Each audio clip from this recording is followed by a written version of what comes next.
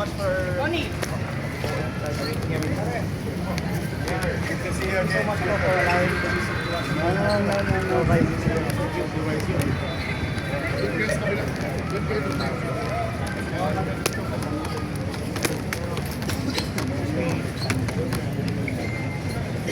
Thank you, ah.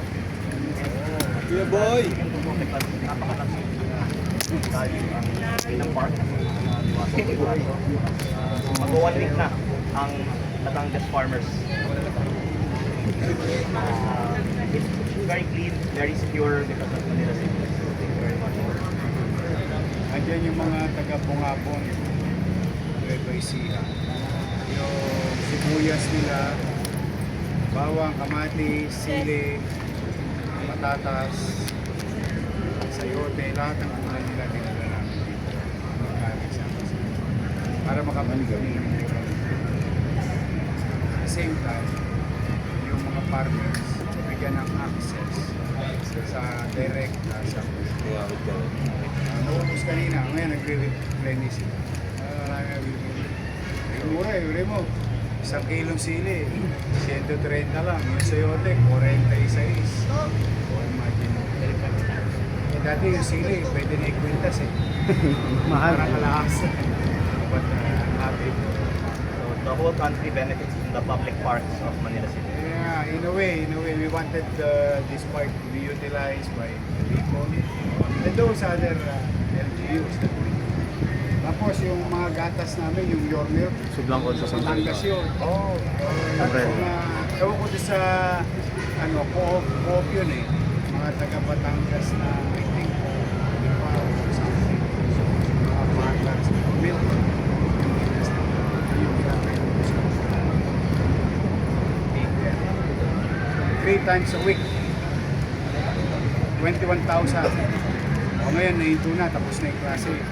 Sa June, magiging 60,000. Kasi sasama ko na yung kinder sa grade 1. pwede lang yung mga batang Manila na may libreng your milk. Oo, pero minatas din kami kasi napabayaan sila. Meron data ang DOH, yung stunting sa Pilipinas. So imagine mo, kasama ka naman. Hindi sa fruits. Walang gastos yung nanay. Tapos malusog yung bata. Tapos sinadres mo pa yun.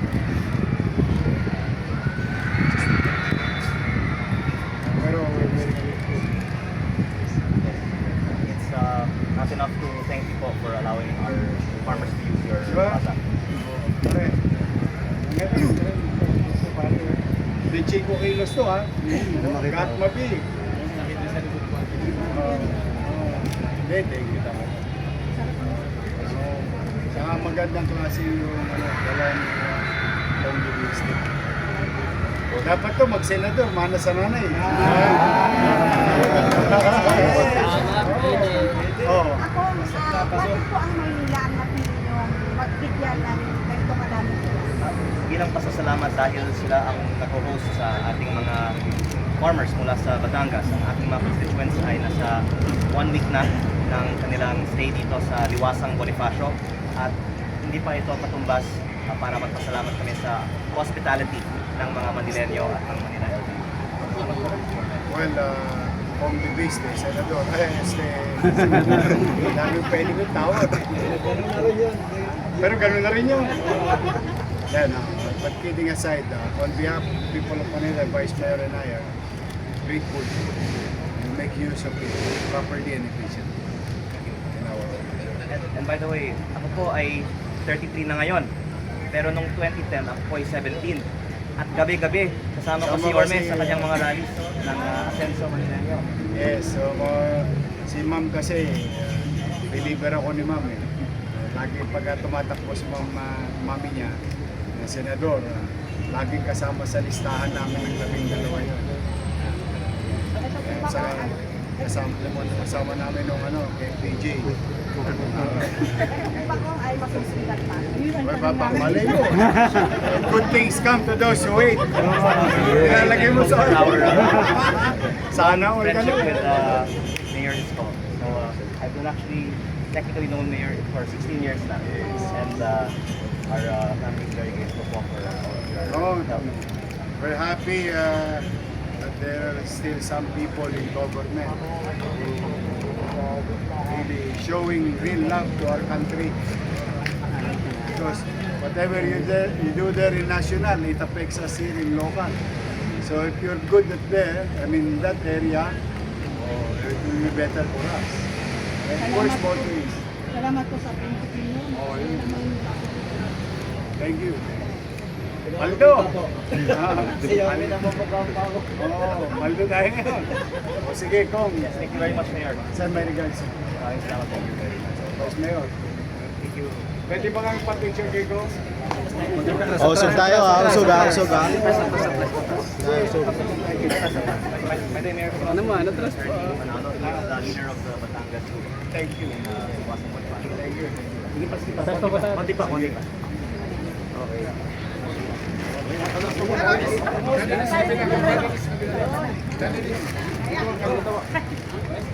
Pagbuhat si Vice. Hindi ko lang makita. Best ng malakas. Pwede pandayo yung Vice Mayor ko.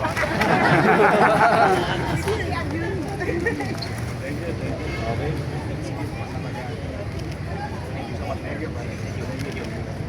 Ingat ka. Sige. Oh, Mr. Manalo.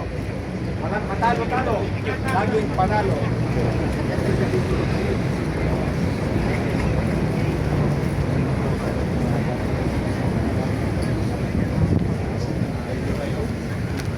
Sige.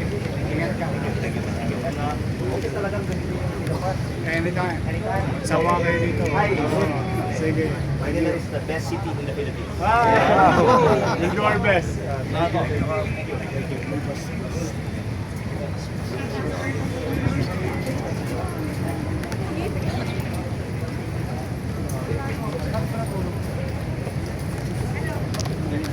Sige, isa to para kay kayo. Init. Dito ka ba na? Sa bawat rally po. Sabi yung mga media vlogger po. Question lang po. Okay. Yes. Kung sa ngayon na napakalaki pong tulong ito sa lungsod po ng Maynila na inyo pong binigay para sa kanila. Ano po yung masasabi ninyo na very welcome po kayo sa lungsod ng Maynila. Isipin mo, for 7 days na nagrarally, nandun po yung full support ng lungsod ng Maynila para sa inyo. We're so thankful because kung walang magandang space like this, hindi ko maisip na pwedeng tumagal ng ganitong tagal ang aking mga kababayan sa isang lugar. Pero napaka-komportable ng Liwasang Bonifacio. May shade, malinis dahil sa LGU, may security dahil sa police. At sinabi nga po ni Mayor Isko, kahit ganong katagal pa, okay lang. Kaya napakabait naman ng Manila na pinapahiram nila ang kanilang mga public spaces para sa pakinabang ng buong bansa. So, salamat po sa lahat ng mga Manileño. Last question ko, ano po yung latest update natin kung sa panawagan po natin na ilang araw na po naghihirap ang taong bayan at sa Kongreso, lagi nyo pong pinanawagan po na ibaba na po yung ating VAT or tanggalin na po yung VAT ng ating langis dahil sa tutulang hirap na po ang taong bayan. Ano po yung latest update natin about that, Gov? Bukas ang susunod na pagdinig sa Kongreso. Yes. At sinabi naman ni Chair ng Ways and Means Committee, Miro Kimbo, na pabor siya sa pagboto para sa pagbaba ng VAT. At actually marami din pong mga kongresista ng Maynila ay nasa Ways and Means Committee at sa aking paniniwala ay susuporta din sa pagbaba ng VAT. Ang maganda na lang siguro ay tuloy-tuloy na manawagan ang taong bayan para ma-schedule na ang botohan para bumaba ang VAT, lalong-lalo para sa langis. Yes, thank you, Kong. So nakaano lang tayo nito kung saan? Thank you, Kong. Thank you, Kong. Thank you, Kong. Bye. Sige po. Kong, thank you, Kong.